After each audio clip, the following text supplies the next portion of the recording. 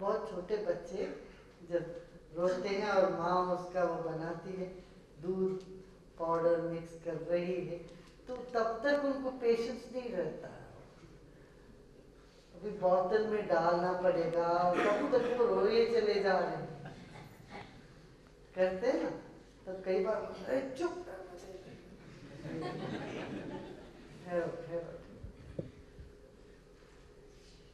इसी तरह प्रकृति, परमात्मा तुमको इतना पसंद करते हैं, तुमको इतना चाहते हैं, और तुम्हारा सुख, तुम्हारी सुख की कदर करते हैं।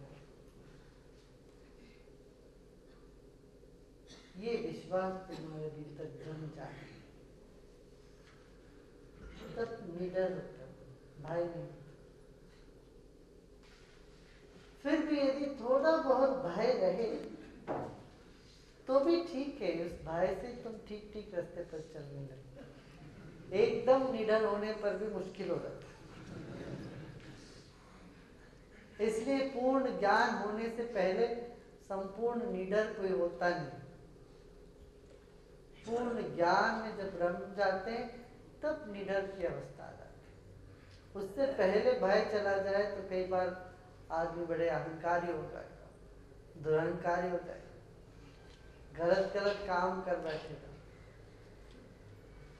जो व्यक्ति नफरत में डूब जाता है उसको भी कोई भय नहीं होता, जूझता है अहंकार में तब भी उसको डर नहीं होता,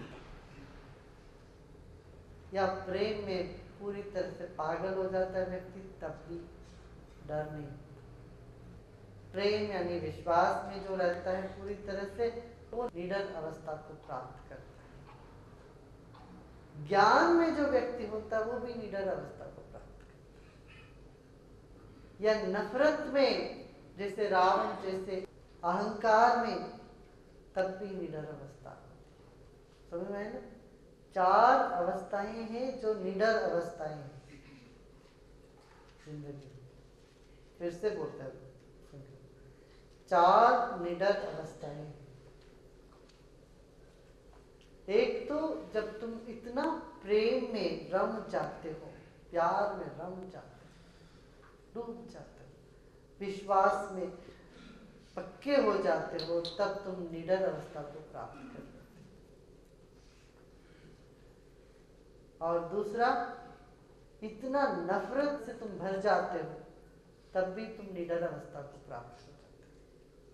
इसलिए आतंकवादियों को कोई भय नहीं लगता कि उनका लक्ष्य कुछ है, या नफरत में भर गए, सिर से पांव तक नफरत से भर गए, तब भी भय नहीं होता, किसी तरह का भय नहीं। और व्यक्ति जब अहंकारी हो जाता है, दुरहंकारी हो जाता है, तब भी वो निडर अवस्था को प्राप्त करता है, भय नहीं रहता उसको ना।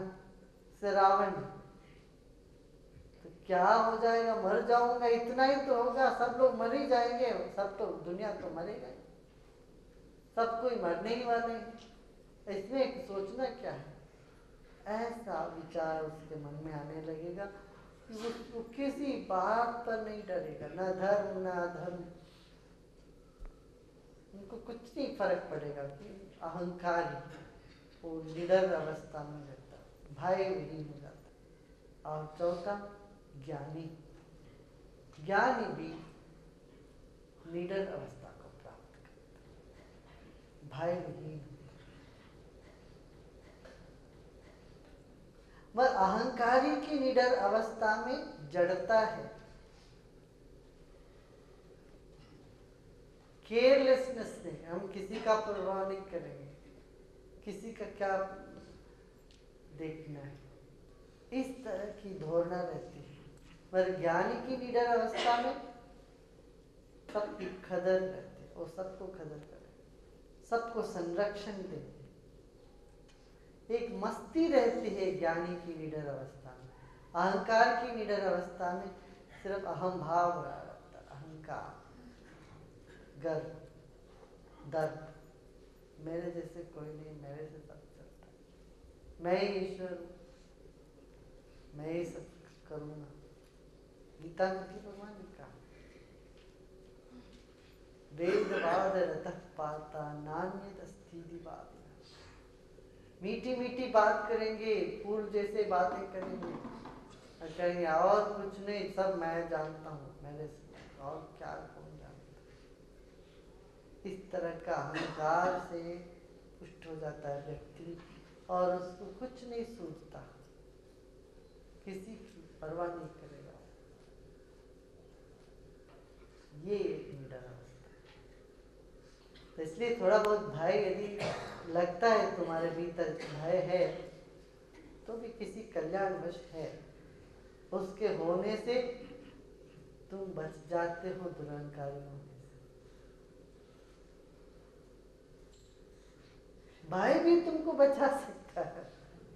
देखिए जब बच्चे चलने लगते हैं, माँ से अलग होकर बच्चे जब चलने लगते हैं तब उनके भीतर भय पैदा होता है, क्यों? तभी वो माँ के पास दौड़ के आ जाएगा। फिर भय नहीं होता तो बच्चे क्यों आएंगे वापस? और जब तक वो चलने लायक नहीं होते, जब तक वो बच्चे बहुत छोटे होते हैं तब तक उनके भीतर कोई भय नहीं होता, जब तक माँ पूरी तरह से उनको देखती रहती है। और जैसे वो माँ से अलग होकर स्वाधीन होकर थोड़ा बहुत चलने लगते, दूर होने लगते, थोड़ा थोड़ा भय भी उनमें होने लगता है। इस कारण वो फिर वापस लौटने लगते हैं माँ के पास। प्रकृति ने सुंदर ढंग से रखा है, थोड़ा थोड़ा भय। अधर्म से डरने से फिर आदमी धर्म करता है। बीमारियों के डर से आदमी गलत काम नहीं करता। कई बार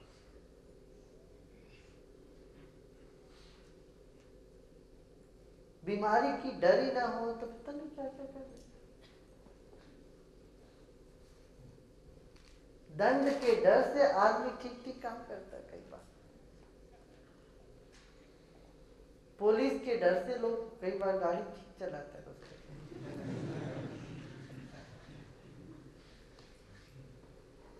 जेल के डर से आदमी न्याय करता है। कई बार है कि नहीं? तो डर का भी अपना उपयोग है। आदरणीय गुरु जी, गुरु भक्ति कैसे हो सकती है? वह गुरु कृपा प्राप्त करने का उपाय क्या है? गुरु को खुश कैसे करें?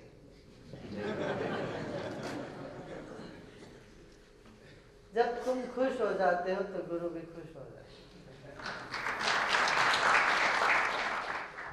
गुरु को खुश करने मत जाओ। गुरु खुश है ही पहले, जो ना खुश है वो गुरु हो कैसे सकते? गुरु है तुम्हें खुशी देने के लिए, वो खुद ही ना खुश हो।